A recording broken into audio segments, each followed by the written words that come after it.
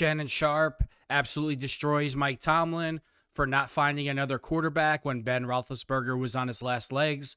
Let's jump into the article. Shannon Sharpe criticizes Mike Tomlin for letting Ben Roethlisberger wither on the vine before replacing the quarterback. Wow, that's brutal. Since Ben Roethlisberger retired, the Pittsburgh Steelers have been floundering at quarterback. They tried to find a successor in Kenny Pickett. What a joke that was, but that failed. Now they're stuck trying to put a Band-Aid on the problem. That shouldn't be surprising, though. Finding a franchise quarterback is much easier said than done. However, Shannon Sharpe believes Mike Tomlin deserves more blame for not having a proper plan in place to replace Roethlisberger. When Ben was getting old, not the last year, but when Ben was getting old, did they go out and get another quarterback? Sharpe asked recently on his Nightcap podcast. When Brett Favre was getting old, what did the Packers do? They went out and got Aaron Rodgers. When Rodgers was getting old, what did they do? They went out and got Jordan Love. When Ben Roethlisberger was getting old, what did they do? They let him wither on the vine. That's Tomlin. Ouch. Woo. It's true that Roethlisberger did not look like the same player during his last few years in the NFL. After returning from season-ending elbow injury he sustained in 2019, it was clear he'd taken a step back. Although the Steelers felt like they were contenders, those final 2 years with Roethlisberger at the helm weren't the same. Sharpe believes some of the blame for that should be on Tomlin, which is fair to a point. While Tomlin has a heavy hand in personnel decisions, it's unclear if he had the clout to get the Steelers to move on from Roethlisberger. That might have been a decision that came down to the team's owner. Tomlin values winning, though, so it's likely that he wanted to maximize every year he had with Roethlisberger. Well, the problem that I have with that last statement, that it was on management, Mike Tomlin made the final decision in 2024 to go into the season with Russell Wilson. Now, if he had faith in Russell Wilson, somebody that's clearly on his last legs, why wouldn't he have faith in Big Ben? So all of these personnel decisions, 100% of it comes down to Tomlin. I don't care what we've heard it over and if Tomlin wants a guy in the building, he's in the building. If Tomlin wants a guy to start, he starts. You can't separate yourself every time it goes bad. And I'm not saying that Tomlin is, but the media keeps giving Mike Tomlin little built-in excuses when we already know exactly what it is. And to put things in perspective, even right now, let's say you had Roethlisberger towards the end, or you had Russell Wilson towards the end, and who would you pick? Who is Mike Tomlin going to pick every single time? Roethlisberger. No questions asked. Remember a few things. The Steelers could have had Baker Mayfield for $1 million a year coming off an injured reserve. And could you imagine where the Steelers would be right now with Baker Mayfield having the keys to the Ferrari? He'd have a chance to win every single game. He's been lights out in Tampa Bay. And remember this also.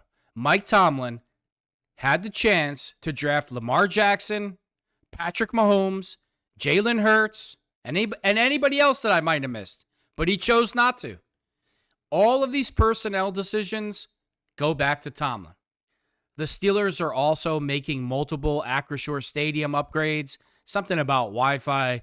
Now, I've been to the stadium. I have absolutely no complaints about why. I don't care about Wi-Fi. I don't care about computer. I can't stand computers. My biggest problem with the stadium is the food. I have nothing bad to say about the Rooney family, the Steelers. I love the organization. I love the Rooneys. I love the Steelers. I love the city. I love everything about it. The trains, the bridges, everything. But the food inside the stadium, the pizza smells like feet. The food is so bad, I can't even put it in words. And I purposely try everything just to be positive and say I like something. I got the pizza. That was terrible. Got a chicken sandwich. That was terrible. Got a pretzel. That was terrible. Tried a hot dog. That was terrible. All you see around the stadium is huge things of popcorn everywhere that people buy. Even the popcorn is terrible. I've had better food at Pop Warner games. Literally, the Pop Warner team around here, the burgers, french fries, hot dogs, and everything else they sell is a million times better than the Pittsburgh Steelers stadium. That's ridiculous. Come on, Mr. Rooney. Like, please do something about this. It's just so unacceptable to have the food taste that bad. It's beyond bad. Like, literally, it's an F. And I know a lot of the players complain about the locker room, and I don't ever want to see the locker room change. I know a lot of these guys don't care about tradition and history, and they want to move on, and they want everything upgraded. I'm all about the tradition and the history of the Pittsburgh Steelers. I love the old lockers. To me, I have a good feeling about Art Rooney. Those lockers are never going to change. Ever. Brings him too many memories. Too many memories for the Rooney family. And I don't blame him. I'd leave him the same way. Art Rooney, Mr. Rooney, Your Excellence, if you see this video, please try all the food in your stadium. It's absolutely horrible. There's no reason why you can't have the best chefs in the world making food at your stadium. And I'm not one to just complain, like find something wrong with everything when I eat things, but I mean it. The food is atrocious. It's so bad. One of the things I like about the Steelers Stadium is this. I'm a big memorabilia collector. I have all these pictures, framed, beautiful pictures of all the Steelers. And one of the things I love most about the stadium is when you see a price online for a picture, when you go to the stadium, it's the same price. They don't jack up the prices in the stadium because you're buying it at Acrisure Stadium, and I really respect that. My only complaint is the food. And I'm going to end it with this. There's a lot of fans complaining about the Steelers offensive line coach, Pat Meyer. Fittipaldo offers defense of Steelers offensive line coach, Pat Meyer. Don't know that's all fair.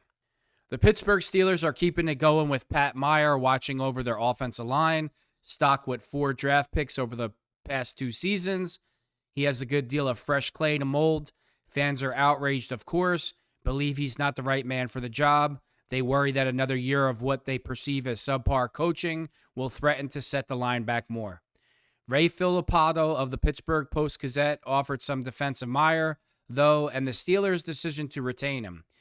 He is the first line coach they have had since Mike Munchak to offer any stability, and they clearly want that to continue, while fans routinely knock him for the lack of development of Broderick Jones.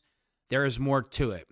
I don't know how anybody could blame the offensive line coach, Pat Meyer, for Broderick Jones being lazy, not moving his feet well.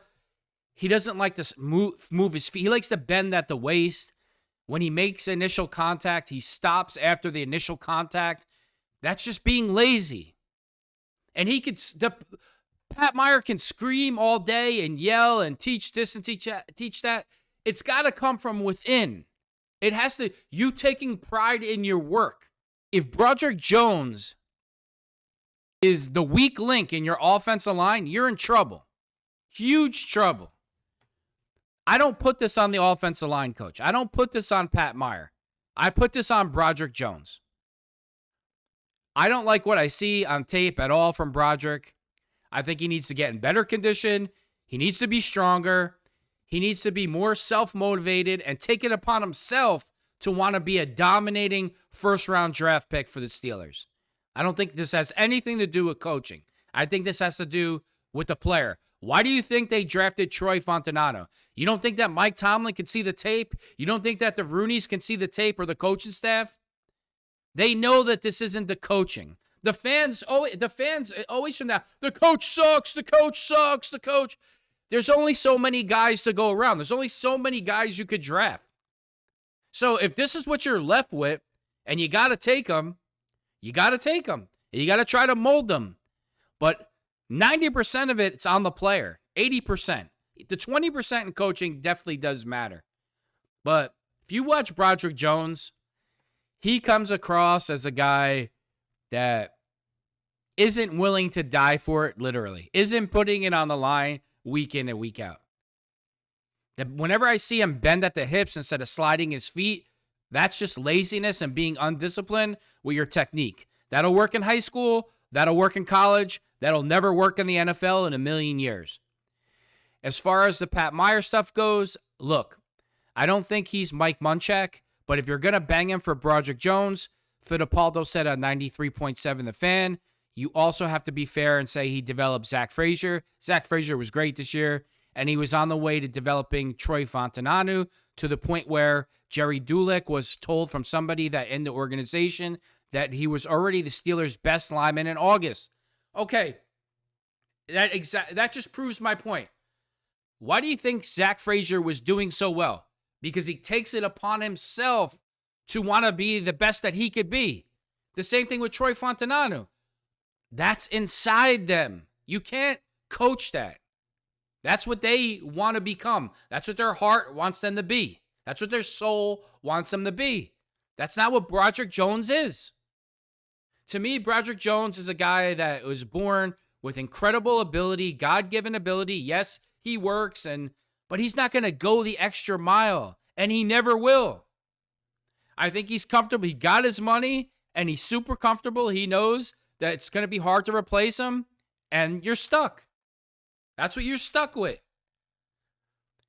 Going into that draft, the Steelers needed defensive backs, quarterbacks. They took another offensive tackle when they already had three. You get the point. They already had 2 starters. Why is that? You think it's because of the coach? No, they know Broderick Jones, his character. They know his mental makeup. They know what he's made out of. And for a guy that's, 6'6", 350 pounds, he comes across to me as a guy with a heart of a 150-pounder. That's just my opinion. So if you're going to criticize Meyer for guys, you also have to give him credit for the way he developed those 2 rookies. I get it. Broderick's been a disappointment. Pat has to eat that to a certain extent, but I don't know that's all fair. And you know what? I totally agree. That's not fair at all. The Steelers used 1st, 2nd, and 4th round picks on Troy Fontananu, Zach Frazier, and Mason McCormick, respectively. They gave Pat Meyer 3 new players to coach, which is both a reward and a challenge. And to his credit, he trained all of them well enough to enter the starting lineup. McCormick ascended to that status due to injury, but he acquitted himself sufficiently well. At this point, Broderick Jones, whether he's on the left side or the right side, but if your offensive tackle is struggling week in and week out, your entire offensive line is in trouble. We all know that. So I don't think Broderick Jones can be fixed. I don't think it's a coaching issue. I think it's a desire issue.